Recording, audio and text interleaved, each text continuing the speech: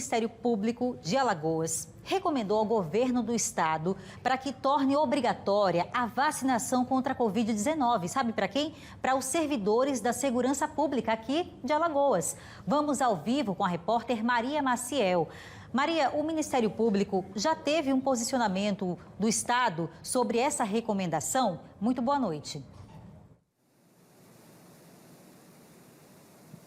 Muito boa noite para você, Beatriz. Boa noite a todos. Até o momento, não. Isso porque existe um prazo, né? A Procuradoria-Geral do Estado tem o prazo de 30 dias para dar uma resposta sobre essa recomendação do Ministério Público. O que chama atenção e preocupa é que um levantamento mostra que cerca de 162 policiais militares se recusam a tomar a vacina contra a Covid-19. E isso é muito preocupante. Eu vou conversar agora com a promotora de justiça Carla Padilha para falar um pouquinho mais dessa recomendação que já foi publicada no Diário Oficial do Estado. Boa noite. Bom, então essa recomendação existe, né? Foi feita justamente por conta dessa preocupação das pessoas que não se vacinaram e podem representar um risco às outras pessoas. Boa noite. Isso, boa noite, exatamente. Essa demanda, a propósito, foi trazida pela própria Polícia Militar de Alagoas. Nós fomos contactados pelo comandante, o subcomandante da Polícia Militar, no sentido de procurar caminhos que pudessem permitir, viabilizar a vacinação desses policiais militares que, por algum motivo, se recusam a fazerem uso da vacina contra a Covid-19. Então, a partir daí, nós entramos em contato com o Comitê Covid do Ministério Público, fizemos uma reunião online para buscar soluções para essa problemática. E identificamos em outros estados da Federação, a exemplo de Pernambuco e da Bahia, medidas já adotadas por parte do Poder Executivo no sentido de tornar obrigatória essa vacinação para os servidores públicos estaduais. Ocorre que a Promotoria de Controle Externo da Atividade Policial, da qual sou titular, só tem abrangência, atribuição na capital. Então, a nossa recomendação, por uma questão de atribuição, só pode atingir aos policiais militares, civis, polícia penal, perícia oficial e corpo de bombeiros militares que atuam em Maceió. Mas acreditamos que, considerando a preocupação que o governador tem revelado em relação a essa problemática em torno da pandemia, a responsabilidade que ele tem em razão do cargo ocupado, ele deverá refletir sobre a matéria e, possivelmente, de acordo com todas as justificativas que nós apresentamos, formular um ato normativo que obrigue até expanda, quiçá, digamos assim, essa obrigatoriedade para os policiais da segurança pública, os servidores da segurança pública em todo o estado de Alagoas. Agora, quando a gente fala nesse número de 162 policiais militares que não tomaram a vacina, esse número pode ser ainda maior, que isso é só no âmbito da Polícia Militar. Isso. Então, as outras corporações também têm servidores que não tomaram as vacinas. Certamente. Eu acredito que num contingente menor, até por quanto a quantidade de policiais militares é maior, mas a gente sabe que vai haver, sim, policiais ou integrantes da perícia, integrantes da Polícia Civil, do Corpo de Bombeiros, da Polícia Penal, que eventualmente não tenham sido vacinados, nem a primeira nem a segunda dose. E é claro que se houver uma justificativa médica que impeça ou que pelo menos recomende a não vacinação em razão de alguma comorbidade, algum problema específico daquele agente de segurança pública, é claro que a vacina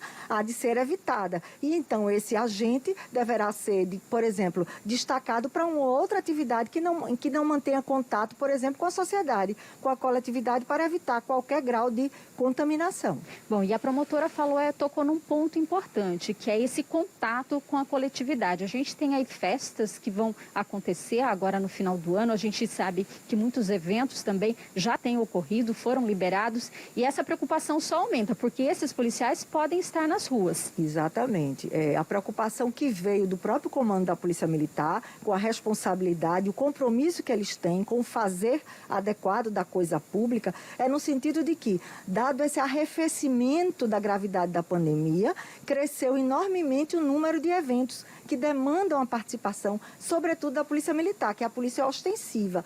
E ainda mais, aproximando-se agora o Natal, as festas de Réveillon, é possível que haja, sim, outras aglomerações onde a Polícia Militar deverá se fazer presente. Então, a preocupação é essa. Esse policial não vacinado não poderá estar próximo a essa coletividade, porque eventualmente ele pode estar contaminado. E o que é que ocorre? Na hora que a Polícia Militar tem 160 policiais que não se vacinaram, ele não pode prescindir, ou seja, não pode dispensar esses policiais militares, colocá-los em uma atividade administrativa, por exemplo, porque eles farão falta na rua. Agora, tem uma outra questão também, que esses policiais que se recusam a tomar a vacina, eles também não querem se responsabilizar, né? Também não querem assinar nenhum termo de responsabilidade em caso de infecção. Isso também é um problema. Isso, vejam, já há entendimento tanto do Supremo Tribunal Federal como a parecer da própria Procuradoria-Geral do Estado, no sentido que é possível, sim, cada órgão público adotar medidas restritivas do desempenho da atividade, no sentido de que se evite a contaminação por esses recalcitrantes que não se vacinam. Ocorre que, nessa perspectiva, há alguns que, além de não se vacinarem, não querem assinar um termo que foi criado no âmbito da própria Polícia Militar, pelo menos esse eu tenho conhecimento, de assumirem um risco ou de, eventualmente, em havendo uma contaminação, eles responderem administrativa e criminalmente por isso. Então, é um problema mais grave. E nós já havíamos oficiado anteriormente ao comando da própria Polícia Militar, no sentido de sugerir que eles adotassem interna corporis medidas para que esses policiais não vacinados sejam afastados de atividades ostensivas, inclusive desses trabalhos extras remunerados, já que eles não querem estar completamente imunizados, que é o que se espera de toda a população. Sabe-se que se o único não está vacinado, ele pode ser um vetor de contaminação.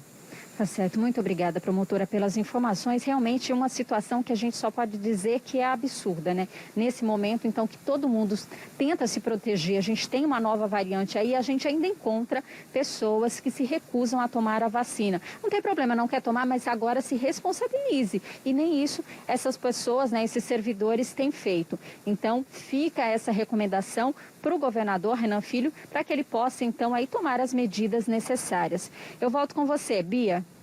Obrigada, Maria, por suas informações. Também agradeço a promotora Carla Padilha pela participação aqui no Cidade. Eu queria só fazer mais uma pergunta a ela sobre esse número, né, de 167 policiais militares que se recusaram a tomar a vacina e alguns que também não quiseram assinar sequer o termo de responsabilidade. Como é que vocês chegaram nesse número? A senhora acredita que ele pode ser, inclusive, maior? O número de policiais que não se vacinaram, como é que foi feito o levantamento e só para explicar no fim, explicar para eles que o direito coletivo deve prevalecer sobre a vontade deles nesse momento, né? Bom, a Beatriz está falando com relação a esse levantamento feito, né? Como é que fica? De onde veio esse levantamento? Foi da própria corporação, né? Já haviam sido tomadas algumas medidas internas em relação a isso? Na verdade, houve uma recomendação, como eu já falei, desse comitê Covid, que é construído dentro do próprio Ministério Público, no sentido de que cada corporação, cada instituição pública adotasse medidas internas para, eventualmente, instaurar procedimentos administrativos, correcionais, para apurar responsabilidades. E, a partir daí, a Polícia Militar, preocupada em adimplir, ou seja, em cumprir com esta recomendação, trouxe ao Ministério Público essa problemática, considerando esse contingente, né, substancial de policiais militares não vacinados. E, a partir daí, começamos a trabalhar soluções. E a solução que nos pareceu mais adequada, mais consentânea com o momento atual, sobretudo considerando, inclusive, essa nova variante que vai trazer outras preocupações e até outros gastos para o poder público, seria uma recomendação para o chefe do Poder Executivo Estadual. Obrigada, então, pelos esclarecimentos. E voltando a falar sobre essa questão da vacina, o TJ já anunciou que, a partir do dia 24 de janeiro, vai voltar com todas as atividades de forma presencial. Então, esses servidores vão estar 100% presencial.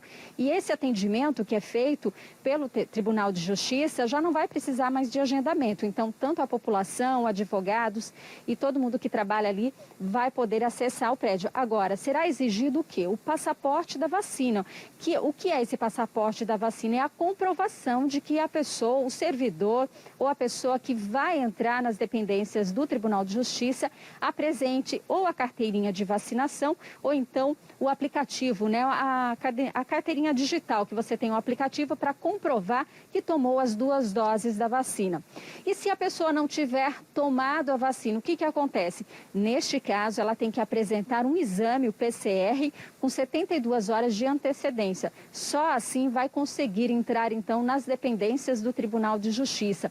Então, é um passo importante, porque faz com que as pessoas se responsabilizem. Então, é importante essa medida tomada pelo Tribunal de Justiça. Outras instituições, a gente sabe que o Tribunal Regional do Trabalho já faz isso. Então, as pessoas que precisam ir ao Tribunal Regional do Trabalho têm que apresentar essa carteira de vacinação e, assim, todos os órgãos vão acabar exigindo. Então, por quê, né? A gente fica a pergunta, por que, então, os servidores aí da segurança pública não tem que tomar também, né? Então, a gente aguarda esse movimento por parte da Procuradoria-Geral do Estado, do próprio governo, para saber, então, como é que fica essa situação e se isso será extensivo também a outros órgãos aqui do Estado de Alagoas.